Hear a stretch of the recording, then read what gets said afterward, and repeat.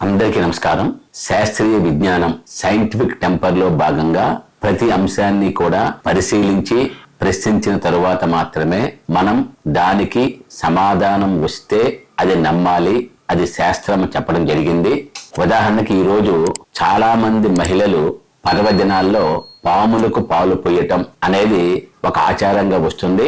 పాము తన పిల్లలను తనే తింటుంది, పాము పగబడుతుంది, పాముకు ఒళ్ళంతా కళ్ళే, ఒళ్ళంతా చెవులే, పాము మనం బూర బూదుతుంటే నాట్యం చేస్తుంది, పాము భూకంపాలను ముందే పసిగడుతుంది. ఈ విధంగా అనేక అంశాల మీద అనేక అపోహలు ఉన్నాయి. వాటన్నింటినీ కూడా 3 నిమిషాల వ్యవధిలో సమాధానం చెప్పే ప్రయత్నం చేస్తాను. పాము పాలు తాగుతుందా? పాములు అనేవి సరీసృపాల జాతికి చెందినవి, మమ్మేల్స్ స్తన జాతికి చెందినవి కావు. కాబట్టి పాలు తాగవు. అందరికి తెలుసు. తెలిసినప్పటికీ కూడా అటువంటి అపోహ మనలో ఉండిపోయింది. ఒకవేళ పాలు తాగటానికి అవసరమైనటువంటి వ్యవస్థ దాని యొక్క అవయవాల్లో లేదు, బలవంతంగా తాగితే అది ఇబ్బంది పడి చనిపోయే పరిస్థితి ఉంది. కనుక పాము పాలు తాగదు. పాము తన పిల్లలను తనే తింటుందా? ఇది అపోహ మాత్రమే. అది పిల్లలన్నింటినీ కూడా గుడ్ల రూపంలో పొదుగుతుంది.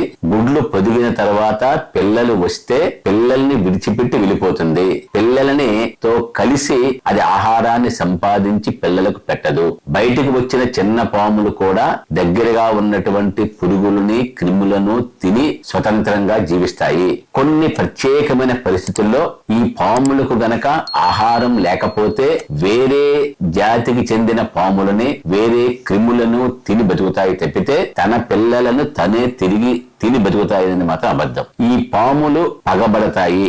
ఇది 100% అశాస్త్రీయం. ఎందుకంటే పాములకి మనలేక భావోద్వేగాలు లేవు. పాములు అసలుకి ఒళ్ళంతా కళ్ళు, ఒళ్ళంతా చెవులు కాదు. అవి ఎట్టి పరిస్థితుల్లోనూ కూడా చుట్టూ ఉండే పరిసరాలలో ఏ విధంగా గమనిస్తాయి అంటే నాలుక ద్వారా బయట పెట్టి చుట్టుప్రక్కల ఉండేటువంటి రసాయనాన్ని గమనించి అది లోపల ఉండేటువంటి అవయవాల ద్వారా పరిసరాలను గుర్తు పెట్టుకుంటుంది తప్పితే అది గాలిలో వచ్చే ధ్వనులను గుర్తించేటువంటి సామర్థ్యం లేదు. ఓన్లీ భూమి పైన వచ్చే అలకలు అంటే కదలికలను గుర్తుపెట్టుకుంటుంది మాత్రమే. అది ఏ విధంగానూ కూడా పగబట్టేటువంటి అవకాశం లేదు. అటువంటి శక్తి కూడా దానికి లేదు. పాములు మనం బోర బూదుతుంటే అవి నాట్యం చేస్తాయి అనేది అవాస్తవం. ఎందుకంటే వాటికి గాలిలో వచ్చేటువంటి ధ్వనులను గుర్తించేటువంటి శక్తి సామర్థ్యాలు లేవు. ఓన్లీ బోర బూదేటువంటి వ్యక్తి బూగుతుంటే ఆ కదలికలకు అనుగుణంగా బూగుతాయి కొన్ని సందర్భాల్లో మాత్రమే తప్పితే అవి ఏ విధంగానూ కూడా ధ్వనిని గుర్తుపట్టలేవు.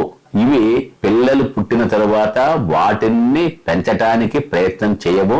అదే విధంగా మగ పాము, ఆడపాము సంపర్కం తర్వాత కూడా కలిసి జీవించవు. దేనికవే జీవిస్తాయి.